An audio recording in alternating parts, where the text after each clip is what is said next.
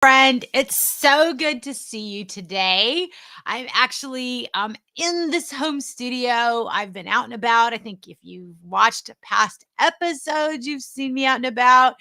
So I'm glad to be here, even though I still have my November my November note board behind me. So welcome to Networking Know How. This is a weekly live that I go live every week to help you, give you a tip so that you can network more stress-free like we do in our Down and Dirty Networking community. And so what is our community? Down and Dirty Networking is a 100% relational networking community. We do not have 30-second commercials or sales pitches. We are about having meaningful conversations to build authentic and lasting relationships. And so that's what today's all about. I get to share a really cool tip today that I've been asked a lot about this. And in fact, I just had a conversation earlier today on this very topic about how do you navigate holiday events without feeling drained and overwhelmed. And you might be thinking as you're hearing this, well, what does it have to do with networking? It has everything to do with networking. So today, that's what I'm going to be giving you the quick tip. There's 2 quick tips that you can use, super simple, that you can start putting into practice as quickly as when you're done watching this video. I don't have my words. So if we haven't connected yet, I'm Laura Morlando, the Stress Commando, and I am the founder and CEO of Down and Dirty Networking. And for those watching live, let me know where you are. Get up and chat. This is a conversation. I really want to connect with you. I've got a full plate right now. And the best way to manage a full plate is to increase your vibrational energy. And the best way to do that is to connect. Connection is key for increasing vibrational energy, especially when the connection is meaningful. So get up and chat. Let me know where you're watching from. Say hello, comment, ask questions. This is the best way for us to interact. It'll give me a chance to raise your vibrational energy and raise mine and everyone else watching. So thank you for watching, those watching live, and thank you to those watching on replay. All right, so let's dig into this. Keep it short and sweet and to the point. How do you navigate holiday events without feeling drained or overwhelmed? And what the heck does that have to do with Down and Dirty Networking? Everything. First up, tip number 1, engage in relational networking. That's the easiest way to navigate holiday events, whether they're family events, friends events, different parties that you have with different groups that you're in, or maybe they're corporate events, things that with your company or vendors or things of that nature, business events. Whether it's social or professional, this is the easiest way to navigate. Now, last week I talked a little bit about how relational networking helps to overcome fear. So if you missed that video, you can go back and watch last week's video. And you can watch it on Facebook, LinkedIn, or YouTube, whatever platform you're watching this on, you'll be able to catch it there. But what I'm talking about today is how when you've got these events, you've got so many to go to, how do you walk away without feeling drained and overwhelmed? How do you do that? And so that is tip number 1 was relational networking. Remember, I said earlier, relational networking is about having meaningful conversations to learn from and about someone to build lasting and authentic relationships. So when you're focused on relational networking, you don't have to worry about small talk. You don't have to worry about having the perfect pitch to say. See, perfect pitch to say is traditional networking. It's the hi, my name is, buy my stuff type of conversation. But when you engage in relational networking like we do in our Down and Dirty Networking community, you're not selling anything. You're having a meaningful conversation that you can learn from people. And this releases the burden stress, gives you permission to not have to worry about what to say. So that's step number 1. You're going to have permission for that. Step number 2 with the relational networking, the benefit of it is really that not only do you not have that burden and permission, it gets easier and less stressful because you can have a more meaningful conversation. So you don't have to worry about what to say and things become more meaningful. When a conversation is more meaningful, you increase your vibrational energy. You will be decreasing your energy during the day, your physical energy. I believe that when you wake up in the morning, we all have a set amount of energy dollars in the energy bank. So maybe you wake up with $5 in the energy bank today. All day long, you're going to be spending those $5 energetically. Physically, that's how it works. You don't get any more physical energy during the day unless you take a nap. But vibrational energy, you can increase throughout the day. And that is dependent about the way that you approach things, the energy of the people that are around you. It's all a matter of choice. And when you dislike networking, when you dislike small talk, when you dislike talking to somebody, you're tanking your vibrational energy because nobody likes to do something they dislike. I know I don't. I don't like doing something I dislike or I feel awkward or that gives me stress. That's not fun to me. That is going to decrease my vibrational energy. However, if I can make something simple, if I can release the stress, if I can have something that's more meaningful and fun, guess what? Boom, your vibrational energy is going to skyrocket. So, when you engage in relational networking, this is the number one tip for navigating events. Focus on leveraging questions to learn from and about somebody. Engage them. Throw away the superficial questions about how are you or what do you do? Don't do that. Ask the questions like what's most rewarding. If you're at an event and it's a social event and you don't know this person, ask them, so how do you know the host and hostess today? What's something, and then you can always follow up, what's something that you know about them that maybe I don't know? I feel like you can ask more deeper questions. You can ask other deeper questions about them to learn about them to open the conversation up. The key is whatever question you do, make it an open ended question. So, by that, I mean not a yes no question, but an open ended question so that they're giving you feedback. And if the question is something that's more positive in nature, like what's the most rewarding thing that you've done most recently, or what are you most proud of in the past year? Great end of year questions to ask anybody, friends or family. These are some of the things we talked about in the last video. It just makes it easier because the answer to that question has to be a positive answer.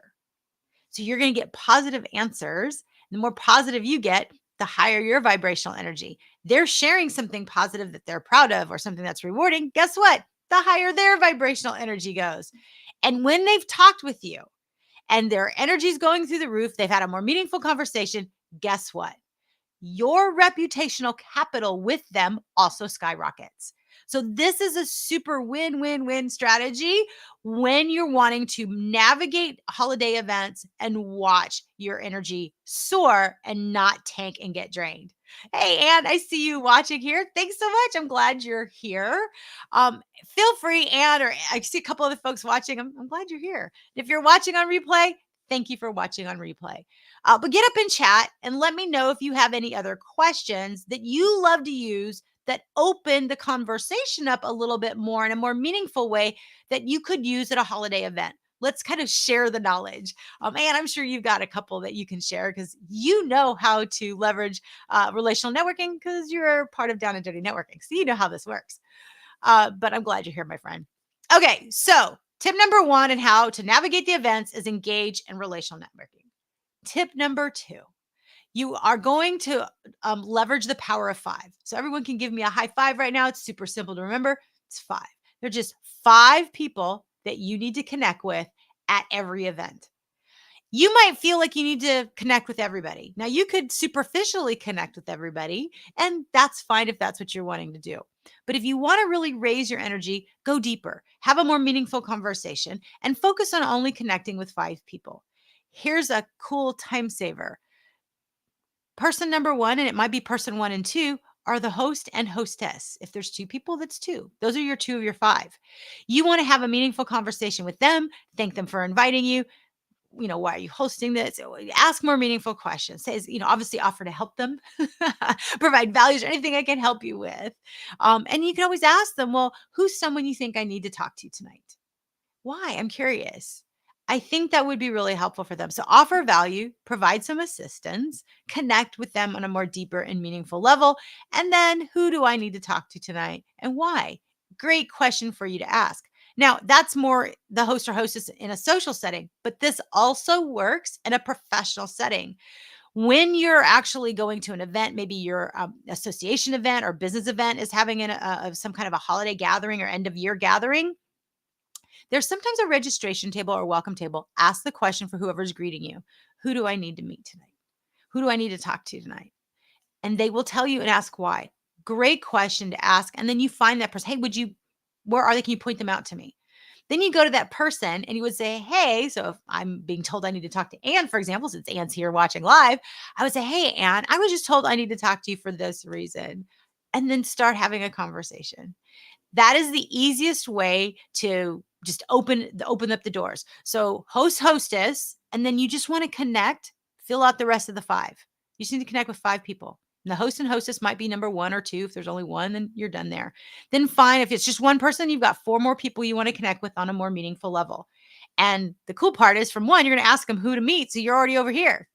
You're going to have a meaningful conversation. So if I'm having my meaningful conversation with Ann, I'm going to say, hey, who else do you know here that I need to meet tonight? Great. And I just saw so-and-so over there. If there's someone introduce Ann to them. Great. And then you go meet who Ann said. You connect with five people in a meaningful way, and then you're done. You're done. You have permission to leave the event.